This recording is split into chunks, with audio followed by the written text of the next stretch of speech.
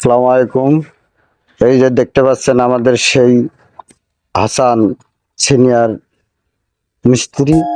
এই যে বলেছিলাম সে যে জায়গায় কাজ করে সে জায়গায় তার দুটি আদরের পায়রা আছে, এই পায়রা দুটি সাথেই থাকে।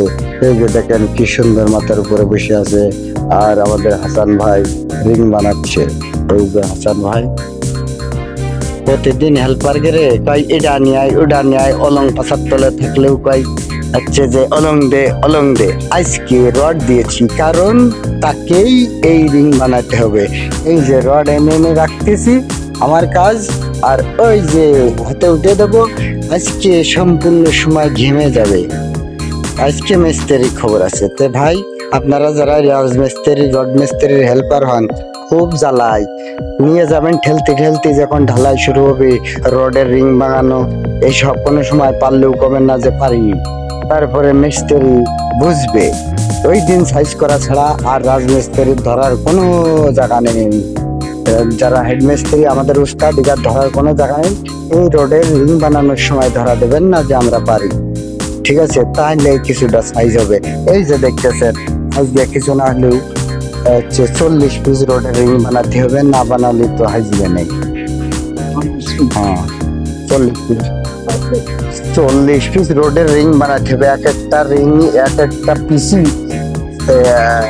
হচ্ছে 14টা করে, ঠিক আছে? 14টা করে রিং হচ্ছে এক এক পিসি। 40 পিস বানাতে হবে। এভাবেই সাইজ করতে হবে, কারণ একটু বৃষ্টি হয়েছিল বলে প্রতিদিন মুড়ি খাওয়ার একটা বিরতি পাওয়া যায়, আজকে তা পাওয়া যায়। এভাবেই মিস্ত্রিদের সাইজ করতে হয়, ঠিক আছে? আপনারাই বলেন, যদি 22 কান থাকে 1 হাত দূরে সবাই নিচের থেকে হবে হ্যাঁ এসে 22 দিয়ে যা, কিন্তু হাত বাড়িয়ে দেখবে না। কিন্তু এটাই নিয়ম। এভাবে রাজমিস্ত্রি হেল্পার যারা নির্যাতিত হয়, তবে মিস্ত্রি হেল্পারের কাছে নির্যাতিত হয়। এই যে এই কাজে যখন লিপ্ত হবে তখন ভুলেও বলবে না যে আমি রিং বানাতে পারি উস্তাদ। তাহলেই কিন্তু উনি আবার ওখানে রড দিবে, তোমাকে রড এনে এনে দেবে, তুমি আবার রিং বানাবা। আর এখন রড তুমি দিবা, যত পারো দিবা, রড দিবা, রড রড।